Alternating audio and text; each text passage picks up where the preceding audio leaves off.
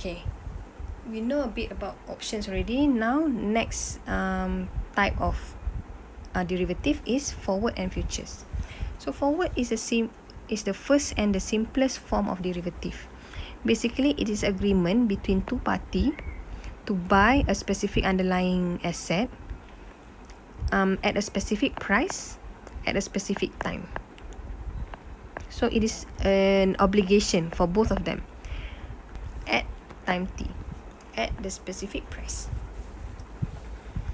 Okay. Forward and futures works the same way. However, the main difference is the futures is more formal. It's more standardized. It's done through an exchange place, and then the contract is more standard. So basically, for example, it's on 1 ton of corn, so you cannot get it at a different volume, so it's 1 ton, and the price also is fixed by the exchange. So it's also usually used mainly for speculative reason, and also this market is more regulated. For forward, it is transacted over the counter.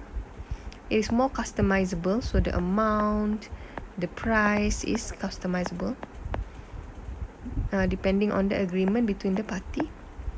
And also usually is done mainly for hedging. It can also be used for speculation, but usually it's done for hedging, and then it's more unregulated. Forward is the non-standardized version, right? So it also is split into two types: deliverable forward and non-deliverable forward. Deliverable forward mean when the time come, when the T come, they actually do that transaction. They really switch. So the farmer will give the underlying asset and the buyer will take.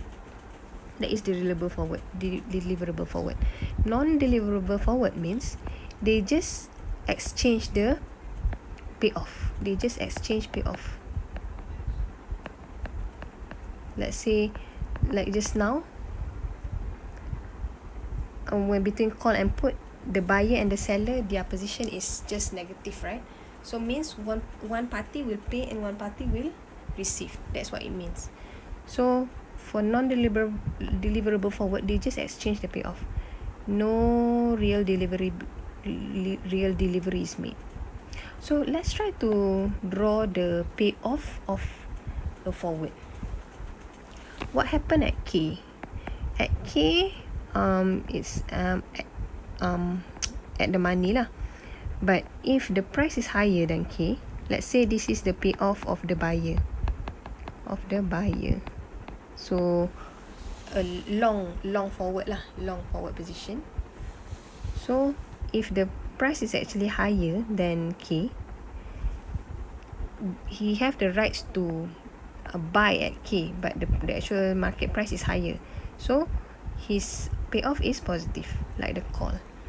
But if the payoff, if the price is lower than K, he still have to buy. He have the responsibility to buy. He don't have the rights anymore. He have the responsibility. So that's why his payoff will be negative if the price is below K. For the seller, it's the opposite lah.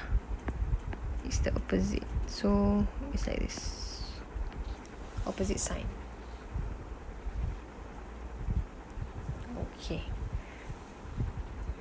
So what is the cons of forward? It's harder to match the needs. The price depends on the bargaining power. It's harder to close out a trade, and the risk of default. There will be risk of default because they both promise to do that trade at a certain time. However, because it is not really regulated, so one of the party can back out. Already know a bit about option and forward. So you can see at different price of the underlying asset, the payoff will be different. So because of this, people use the options and the forward to combine all of this option and forward in many ways to suit their investment strategy. So now we have learned the options and also forward and futures. They have their own payoff graph, payoff plot. So if before this we also saw that all of these instruments can be combined to create portfolios, and when it creates different portfolios, their payoff chart will change accordingly. Okay, so usually people will use mix and match all of these options and forward and future in order to create their own strategy with their own expected payoff plot. Okay, so this will make many different strategies. So the strategies can have two main purpose. Okay, it's either for hedging or for speculations. What is hedging? Hedging is a transaction that offsets an exposure to price fluctuation. So basically they are trying to protect themselves from the adverse impact of price fluctuations. So they engage into this strategy to protect against a downfall. So this is more of like a protection. For speculative reason, it's different.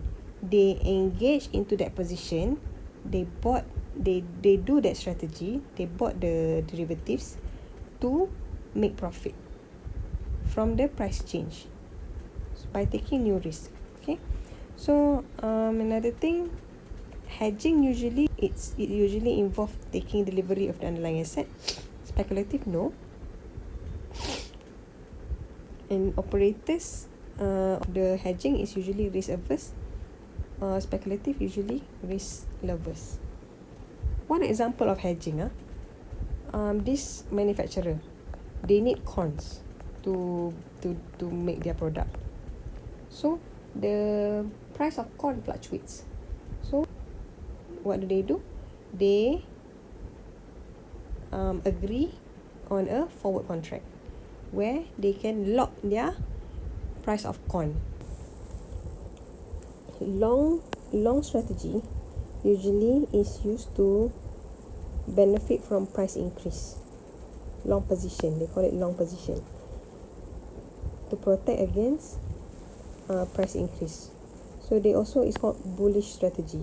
Bull, when they attack their prey, they will use their horn and they move in an upward movement. But for bear, when they attack their prey, they attack in a downward movement. So for bearish strategy, it benefits from a price drop. Okay, the reason why I brought this up is many different strategies built from these derivatives. Some benefit from an upward position, some benefit from the downward position. For those that benefit from the upward position, that is a bullish strategy, and the other is a bearish strategy.